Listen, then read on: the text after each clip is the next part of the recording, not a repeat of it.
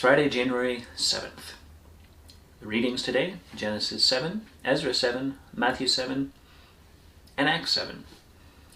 If you're part of Calvary Chapel Port Angeles, hopefully you spent some time this week in prayer, and we conclude that tonight, and excited for all the things God has been doing, is doing, and will continue to do in 2022. Well, our thoughts today, Genesis 7, just one little nugget from here. It says that in verse 16, and those that entered, male and female of all flesh, went in as God had commanded them, and the Lord shut them in. When it came time for the rains to come, when it came time for everything to start to happen with the flood, he called Noah and his family, called all the animals, and the Lord shut the door. God's sovereignly in control. That's what that means. He's over the world. And so there'll come a point, there'll come a day when God says enough. The end is coming. And so in all of that message, that story of Noah, it says he found favor with God. And he did as the Lord had commanded. He found grace. Grace is God's gift at Christ's expense. Well, Ezra chapter 7, I want to touch on verse 10. It says this, it says, for Ezra had set his heart to study the law of the Lord and to do it, and to teach his statutes and rules in Israel. That was what he longed to do, to study the word of the Lord, to do it.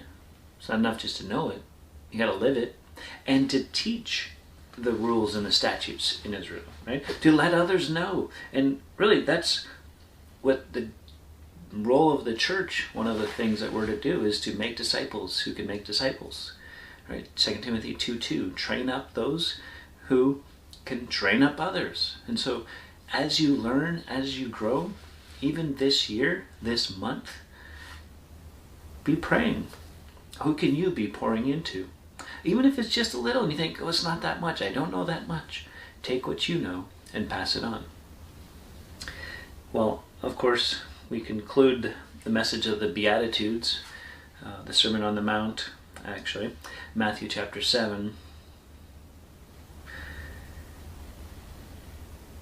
with a couple thoughts.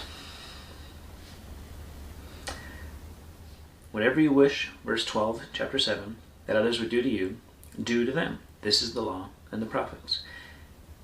Enter by the narrow gate. The gate is wide and the way is easy that leads to destruction, and those who enter it are many. The gate is narrow and the way is hard that leads to life, and those who find it are few. It's interesting that those things are paired together. Verse 12 and then 13 and 14. We'd almost want to separate them, right? The golden so-called rule. But it's do to others what you wish they would do to you. And then enter by the narrow gate. In other words, the call goes out.